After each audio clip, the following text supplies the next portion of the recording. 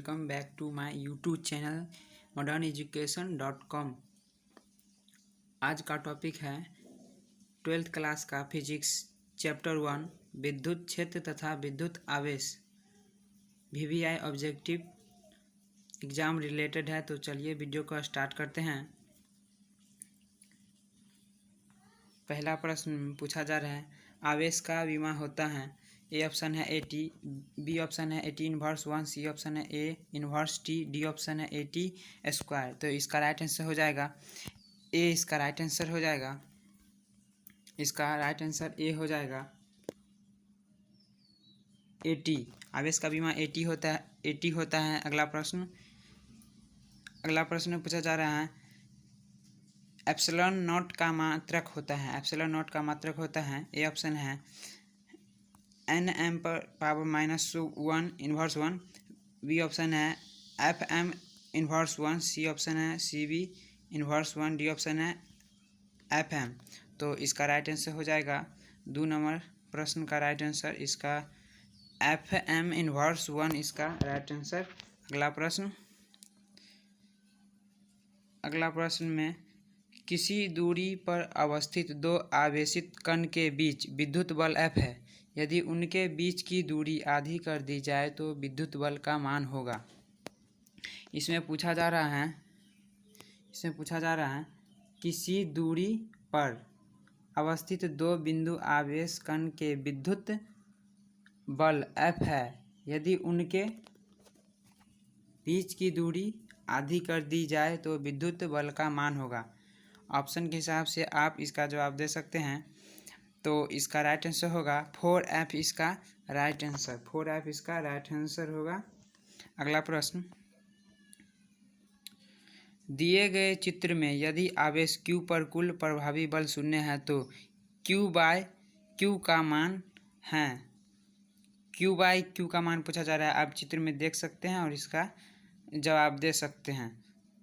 A option है √2, B option है 2√2, C option है 1/2√2, डी ऑप्शन है 1/√2। तो इसका राइट आंसर होगा बी होगा इसका राइट आंसर, 2√2 इसका राइट आंसर। अगला प्रश्न, जब किसी वस्तु को आवेशित किया जाता है तो उसका द्रव्यमान ए ऑप्शन बढ़ता है, बी ऑप्शन घटता है, सी ऑप्शन अचर रहता है, डी ऑप्शन बढ़ या घट सकता है। तो इसका आंसर हो जाएगा डी, बढ़ या घट सकता है। सबका आंसर नीचे टाइप किया हुआ है, आप देख सकते हैं। तो इसका आंसर हो जाएगा बढ़ या घट सकता है। अगला प्रश्न, जब किसी वस्तु को आवेशित किया जाता है तो उसका द्रव्यमान ऑप्शन बढ़ता है, घटता है, अचर रहता है, बढ़ या घट सकता है। तो उसी पिछला प्रश्न की तरह ये भी प्रश्न है, तो इसका राइट आंसर हो जाएगा डी, इसका राइट आंसर बढ़ या घट सकता है। अगला प्रश्न, विद्युतशीलता का SI मात्रक पूछा जा रहा है। विद्युतशीलता का SI मात्रक क्या होता है? विद्युतशीलता का SI मात्रक क्या होता है? तो ए ऑप्शन दिया हुआ है, 4 ऑप्शन है इसमें देखिए, और इसका राइट आंसर क्या होगा? तो इसका राइट आंसर हो जाएगा ए N−1, M−2 और C स्क्वायर। ये इसका करेक्ट आंसर होगा। अगला प्रश्न में पूछा जा रहा है, धातु के बने गोले A को धन आवेशित दिया गया तथा गोले A के बराबर द्रव्यमान के दूसरे धातु के गोले B का उतने ही परिमाण का ऋण आवेश दिया गया जितना धन आवेश गोले A को दिया गया था। ऑप्शन है गोले A और B द्रव्यमान अब भी बराबर ही रहेगा, बी ऑप्शन है गोले A का द्रव्यमान बढ़ जाएगा, सी ऑप्शन है गोले B का द्रव्यमान घट जाएगा, डी ऑप्शन है गोले B का द्रव्यमान बढ़ जाएगा। तो फिर से एक बार रिपीट कर देते हैं, थोड़ा लंबा क्वेश्चन है ऑब्जेक्टिव में। इसमें पूछा जा रहा है, धातु के बने गोले A को धन आवेशित दिया गया तथा गोले A के बराबर द्रव्यमान के दूसरे धातु के गोले B का उतने ही परिमाण का ऋण आवेश दिया गया जितना धन आवेश के गोले A को दिया गया था। तो ऑप्शन हम बोल चुके हैं, तो इसका राइट आंसर डी हो जाएगा। गोले बी का द्रव्यमान बढ़ जाएगा। अगला प्रश्न थोड़ा लंबा है। अगला प्रश्न, विद्युत क्षेत्र ई से लंबवत रखे विद्युत द्विध्रुव का आघूर्ण P है। इस स्थिति में द्विध्रुव की स्थितिक ऊर्जा मान लेने पर ये जो चिन्ह है ये डायरेक्शन बताता है। ये चिन्ह जो ऊपर में दिया हुआ है डायरेक्शन बताता है, दिशा। और P के बीच थीटा कोण की स्थिति में द्विध्रुव की स्थिति ऊर्जा होती है। फिर से एक बार रिपीट कर देते हैं और ऑप्शन पहले दिखा देते हैं। यहाँ ऑप्शन देख लीजिए, यहाँ P गुने E है, माइनस P E है और P गुने E है, और डी ऑप्शन है PE 1 माइनस कॉस थीटा। देखिए इसका आंसर दिया हुआ, हम बोलेंगे फिर से एक बार रिपीट, आप क्वेश्चन को समझ लीजिए। क्वेश्चन में पूछा जा रहा है विद्युत क्षेत्र E, ऊपर में जो आप तीर का चिन्ह देख रहे हैं ये डायरेक्शन को मतलब दिशा को व्यक्त करता है। तो विद्युत क्षेत्र E से लंबवत रखे विद्युत द्विध्रुव का आघूर्ण P है।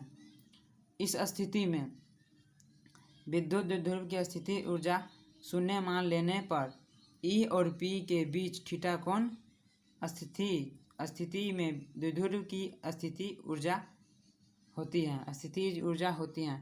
तो इसका राइट आंसर हो जाएगा बी। इसका राइट आंसर माइनस P गुने E। जो आप चिन्ह बीच में देख रहे हैं, एक चिन्ह है छोटा सा, वहाँ मल्टीपल का वो चिन्ह है माइनस P, यानी कि माइनस P डायरेक्शन यानी तीर को बता चुके हैं कि ये डायरेक्शन को व्यक्त करता है। तो इसका राइट आंसर हो जाएगा बी। इसका राइट आंसर होगा। अगला प्रश्न, कूलम्ब बल है, केंद्रीय बल है या विद्युत बल है? ए और बी दोनों हैं, इनमें से कोई नहीं। तो इसका राइट आंसर हो जाएगा, इजी क्वेश्चन है, इसका राइट आंसर होगा ए और बी। मतलब कूलम्ब बल केंद्रीय बल भी है और विद्युत बल भी है। अगला प्रश्न पूछा जा रहा है, यदि समरूप विद्युत क्षेत्र एक्स अक्ष की दिशा में विद्यमान है तो समविभव होगा। समविभव पूछा जा रहा है, क्या होगा? ए ऑप्शन है एक्स वाई तल की दिशा में, बी ऑप्शन है एक्स जेड तल की दिशा में, सी ऑप्शन वाई जेड तल की दिशा में, डी ऑप्शन कहीं भी। तो इसका राइट आंसर हो जाएगा सी, वाई और जेड तल के दिशा में। इसका राइट आंसर होगा। अगला प्रश्न, विद्युत आवेश का क्वांटम ESU मात्रक में होता है। विद्युत आवेश का क्वांटम ESU मात्रक में पूछा जा रहा है। तो देख लीजिए आप ऑप्शन के हिसाब से, हम थोड़ा फास्ट चलेंगे। ऑप्शन में देख लीजिए, थोड़ा 2-3 सेकंड देते हैं। तो इसका राइट आंसर हो जाएगा ए। इसका राइट आंसर होगा ए। इसका राइट आंसर विद्युत क्वांटम का 4.78 गुने 10⁻⁻10। अगला प्रश्न पूछा जा रहा है, स्थिर विद्युत क्षेत्र होता है, संरक्षी होता है, असंरक्षी होता है, कहीं संरक्षी और कहीं असंरक्षी। डी ऑप्शन है इनमें से कोई नहीं। इसका राइट आंसर ए होगा, विद्युत क्षेत्र जो होता है संरक्षी होता है। अगला प्रश्न, एक एकांकी चालक के लिए निम्न में कौन अनुपात अचर होता है? ए ऑप्शन है कुल आवेश विभव, बी ऑप्शन दिया गया आवेश विभवांतर एस, सी ऑप्शन कुल आवेश विभवांतर, डी ऑप्शन इनमें से कोई नहीं। तो इसका राइट आंसर हो जाएगा कुल आवेश बाय विभव। इसका राइट आंसर हो जाएगा। अगला प्रश्न पूछा जा रहा है, एक कूलाम आवेश डैश डैश डैश ESU, एक कूलाम मतलब पूछा जा रहा है एक कूलाम आवेश ESU में क्या होता है? ऑप्शन देखिए, ए ऑप्शन है 3 गुने 10⁹, बी ऑप्शन है 9 गुने 10⁹, सी ऑप्शन है 8.85 गुने 10⁻⁻12, डी ऑप्शन है इनमें से कोई नहीं। तो इसका राइट आंसर हो जाएगा ए। इसका राइट आंसर 3 गुने 10⁹ इसका एक कूलाम बराबर ESU में होता है। अगला प्रश्न पूछा जा रहा है, एक विद्युतीय